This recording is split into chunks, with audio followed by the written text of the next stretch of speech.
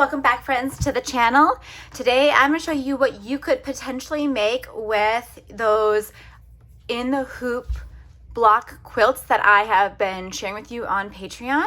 So in the past few videos I have made this traditional log cabin, this candy corn shape, and this pumpkin shape as well. Today I'm going to show you how you can combine them together with other fabrics to make this Halloween tote bag. And it is completely lined inside, as you can see. Sorry, it's a little close, I know.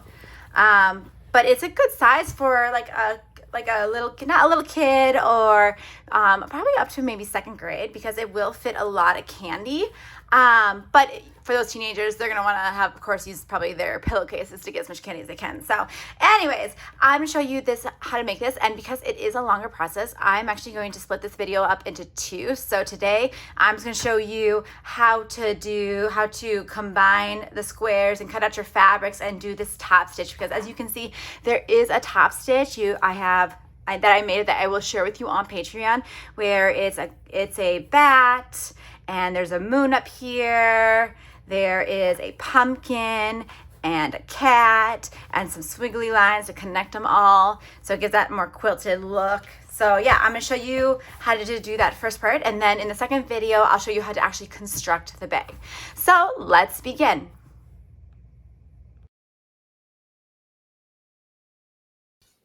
For today's front panel, I'm using a fun mix of seasonal in the hoop quilt blocks. I'm using 2 log cabin blocks, 1 candy corn block, and 1 pumpkin block. All are 5 inches squares. These are stitched in the hoop using patterns from my Patreon page. But if you're not using embroidery, you can easily swap in 4 5-inch charm squares from any pre-cut pack. Totally beginner friendly and just as cute. You can also customize your tote by playing with the layout or block count, add more blocks to make it wider or taller, or change up the base strip height. This pattern is super versatile and easy to adapt for your needs. So as you can see, I am attaching the blocks to get them ready to sew.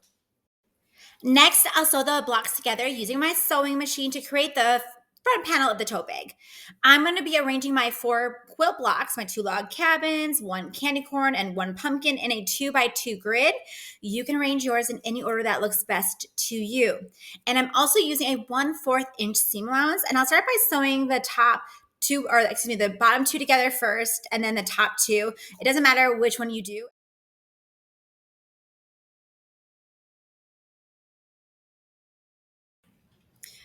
I am going to top my front and back panel with a strip in bright Halloween orange.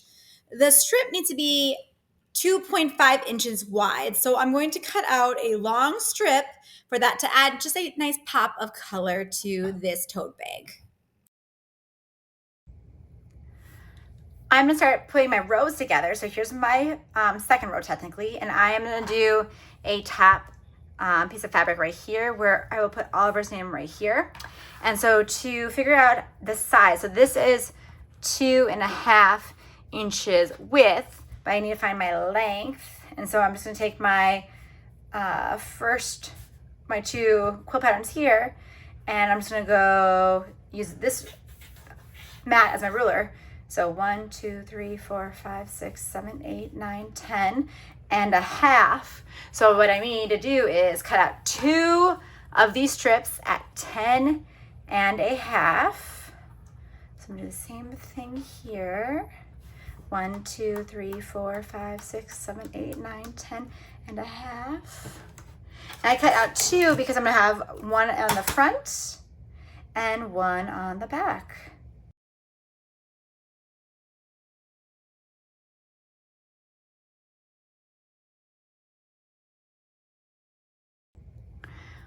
I have my top strip here, my first row here, my second row here, and now I'm gonna make another 2.5 width strip by 10.5. I'm gonna use black here, and this is the bottom, so I'm actually gonna eventually box out these corners.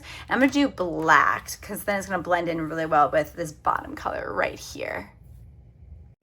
I'm only cutting out 1 strip this time because my back panel will be a solid black fabric. So I'm just gonna add 2.5 inches to that. However, if you want your back panel to match the front, like maybe you're going to repeat the same quilt block layout, then you'll need to cut out 2 black strips instead. I recommend laying out your blocks and fabric strips first to get a visual of your design. As you can see, I'm starting with the top strip row and attaching it to my second row, which has those 2 quilt blocks. And you want to make sure that you are putting the right sides together. Then I'm going to use water clips to hold them in place.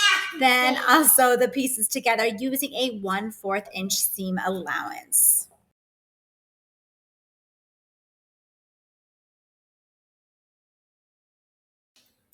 Next, I'll sew the bottom strip to the blocks, right sides together, using a 1/4 inch seam allowance to complete the second half of the front panel.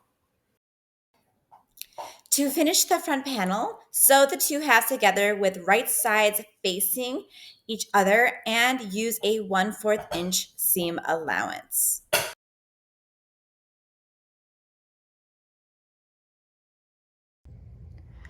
Now, you can duplicate this panel and have it quilted like this in the back as well. So like you need 2 panels. This is the front.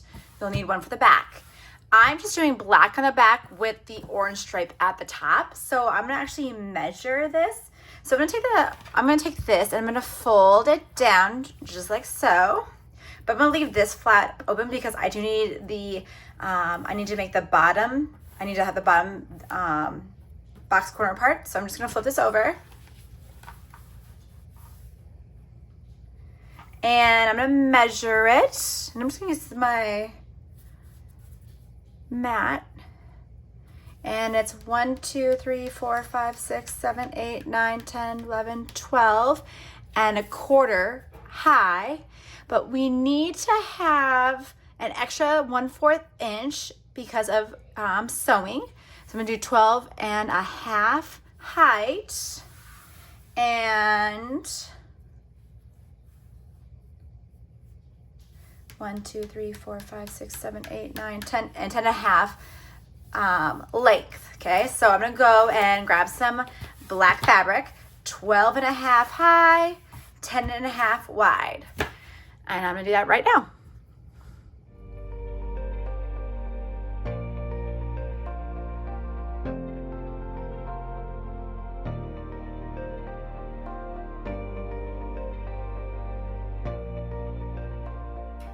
Now I'm going to take the second orange strip I had set aside earlier and sew it to the top of the back panel, right sides together, using a 1/4 inch seam allowance. I finished attaching the block pieces to both the front and back panels, and now it's time to prep the fabric for quilting with the batting. We're gonna prepare our panels to quilt them with the embroidery machine. And the first thing we're gonna do is cut out 2 pieces of low loft quilt batting. And you're gonna take one of your panels, either the front or the back. You'll do this twice for both pieces. And you'll lay it flat like so. If you are interested, where is my spray? Oftentimes people will use like quilt backing spray and spray it down. That way it stays tight. I'm trying to figure out where mine is. One moment. It's this stuff. It's called Spray and Bond Basting Adhesive. And what you can do to have it stay tight and stick tight to the quilting batting is just spray a little bit of this on. Just try not to breathe in the fumes because they're probably not that good for you. And then I'm just gonna put it on like that. And I leave about an inch on all sides. Just gonna spray it like that. Okay, and then on top of that, I also use some pins to keep it in place. So I'll just like go throughout and just put some pins around.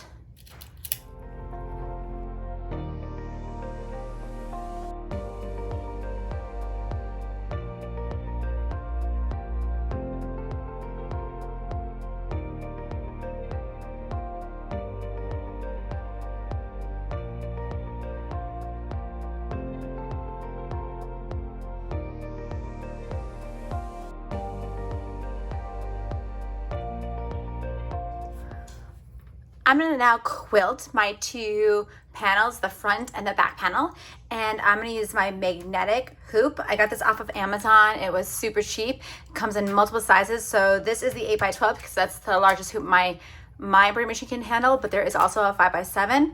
If you choose to do a 5x7, I include a 5x7 the quilting block, and it looks like this. Let me zoom in a little bit. Let's see if this will be perfect. There we go. Okay. So as you can see, this is the 5x7, and it is just a smaller version of the 8x12. So there's a pumpkin, there's a witch hat, there's a bat here and here and here. There's the moon and also the cat. And then there's these little swirly swirly lines that connect all the patterns. I include this one and a mirror copy of it because what you're gonna do is, well, it depends on the size of your panels, of course. Mine is going to be, let me zoom out again. I'm going to basically, this right here will be perfect amount of space to do the top half, and then I'll insert the mirror version of my quilt overlay and then move my hoop down so that I can get the bottom half. So I'll show you what I mean by that. All right, so this can be a little tricky, but just know that it is pretty forgiving. You know, I've made many mistakes on quilts and it always turns out just fine. All right, let's begin. I am really self-taught on this aspect of using a magnetic embroidery machine. I probably should have done my research more thoroughly. So I'm not sure if you are supposed to use a stabilizer or not. I don't use a stabilizer, so I just put my batting and panel piece right over the magnetic hoop. And then I use my ruler that it came with to see where it was stitched. And when I'm satisfied with that, then I place the maintenance around it to hold it in place. Just double check that your panel is smooth and flat. You don't really want any puckers or bunching. If needed, gently lift and reposition before pressing the maintenance down. And once you are satisfied with how you aligned it up and it is all secure with the magnets, take it to your machine and start stitching. And you will see how I hold it in place because it will shift in the machine just because I don't have that extra stabilizer to support it. I have my magnetic hoop in my embroidery machine, and this is my top. Well, if you look at my machine, this is the top, so it will stitch backwards. We definitely don't want to do that. So what I'm going to do is, okay, let me, rotate. I'm gonna hit rotate. And I'm gonna go 90 degrees, and that looks correct. So now the pumpkin will be stitched right here, and the bat will be back here, and the hat will be down here, okay? And so I'm gonna wanna hold this down. In fact, what I'm gonna do is I'm gonna move up my embroidery foot height just a little bit because I don't want it to get caught underneath this fabric. And once it's solidly inside the fabric, then I will lower it again. Now, because the quilted panel doesn't extend past the hoop edges, the magnets don't have as strong of a grip, so the fabric isn't as taut as usual. Some light bunching is normal with this setup, but honestly, that adds a soft, puffy quilted look that I really like. And once I sew the front and back panels together, you won't even notice it. So take your time with this step. I set my machine to its lowest speed and just gently hold the fabric down as it stitches. If the design moves towards an edge with with batting but no fabric, like an unfinished edge, I sometimes skip ahead on the machine to avoid stitching in that spot.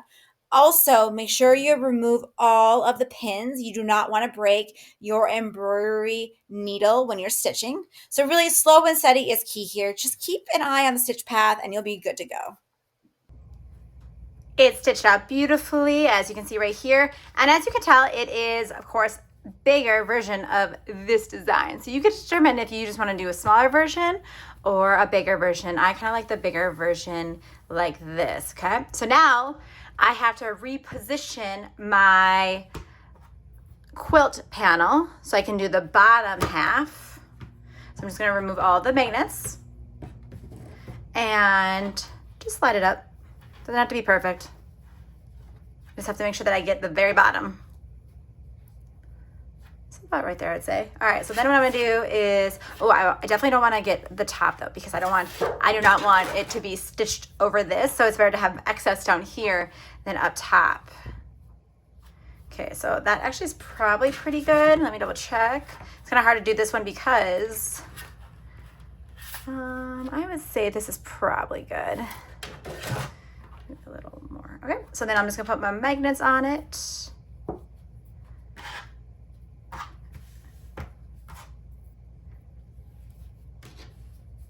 And I will test it, of course.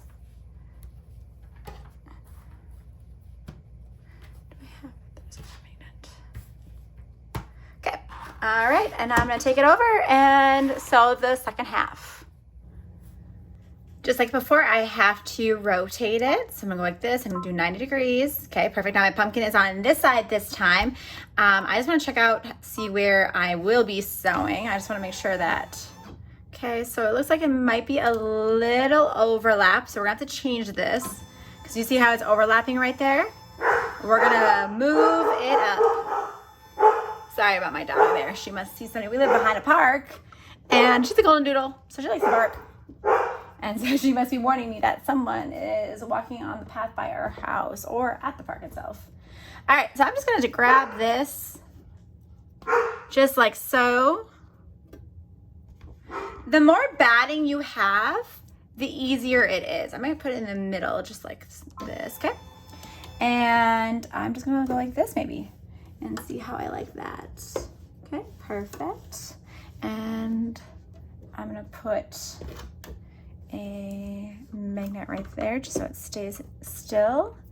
And that looks good. Kind of rearranged it a bit. So this is gonna be a little harder, a little trickier because it doesn't reach all the way to the end here.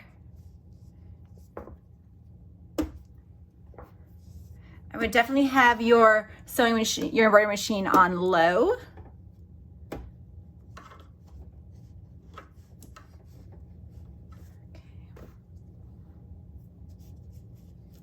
Okay, let's try this. There we go, that looks good. Good enough, okay. And then let's go down here. I might skip some of this part, you know, like I'll just like skip the design. I can show you how I do that because I don't want to have to like do a bunch of unnecessary sews. Okay. Here's what I mean by that, okay? So I'm gonna go back here because this is where it's gonna start. And I'll hit close. And then I am going to go to this thing and I'm just gonna hop a few over until I'm actually where I need to be. So I'd say about right there is probably good. I want to make sure that I'm still at 3.5, I believe, or 4.5. Oh, 4. I'm at 4.5 millimeters for my embroidery foot height, and that's actually perfect. Okay. All right. So now I'm gonna slowly sew this.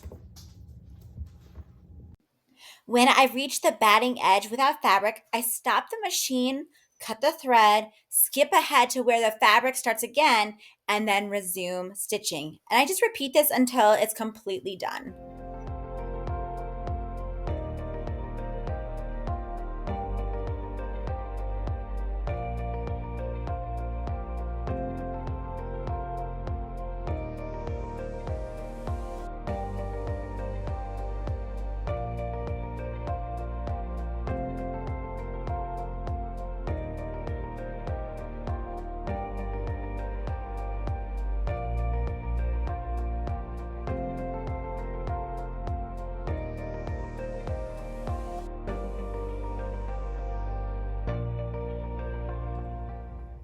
I'm gonna remove these magnets and show you what the back panel looks like. So super cute. So lots of bats, cute cat. You'll see that it's a little smushed right here. Not a big deal because I will of course be sewing the bag together, and I use a 1/4 inch seam allowance, so I'll have to like clean it up a bit just so that I can get them marked together and stuff like that. But it is such an easy design to do, easy bag to make. So I would say the trickiest part is just doing the overlay and holding it in place because it does bunch up, and I'm probably doing it wrong. So please definitely check out other YouTube channels on how to properly use a magnetic hoop with doing quilting overlays, because I'm doing it wrong. I have to be doing it wrong, but it works for me. So I'm just gonna keep doing it because it works for me. So, all right, I need to now do the same exact thing to this panel right here. So I'm gonna do that right now.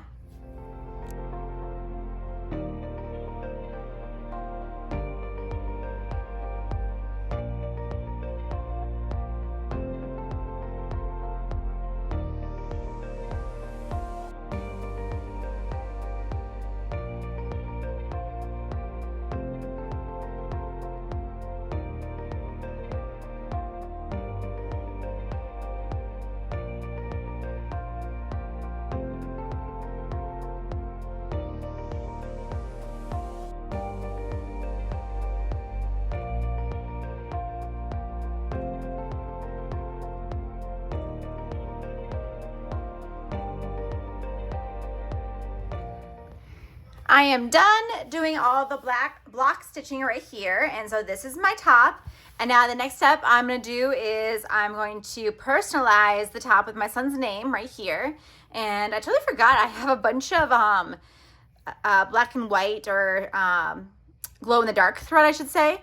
And this is white. I've never used it. I'm not sure how good it is, but I thought, you know what, it's white. The white will look good regardless if it doesn't glow in the dark right up here. So what I'm gonna do is I'm gonna put the back panel piece over to the side, because we're done with that for now. And what I'm gonna do is flip this over, and I have some tearaway stabilizer right here.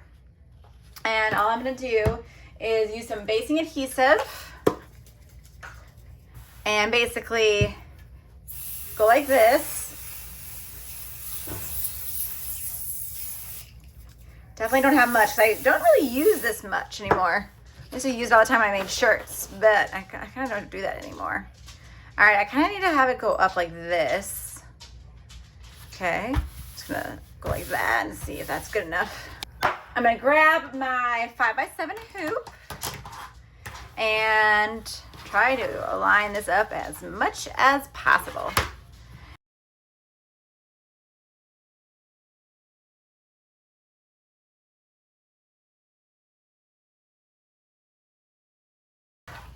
All right, I'm gonna use this as my center right here. And then I'm gonna use this line to try to keep my font as much as possible going this way. And I'm gonna take it to the machine and do the personalization.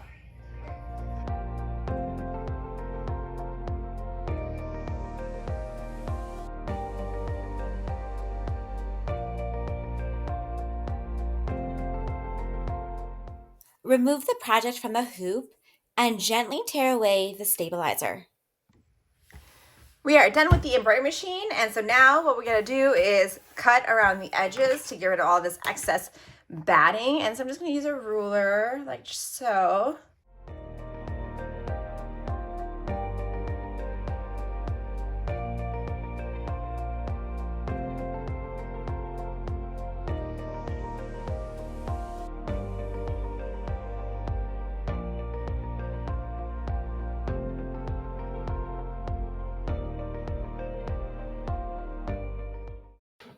Both panels are complete and the bag is ready to be constructed.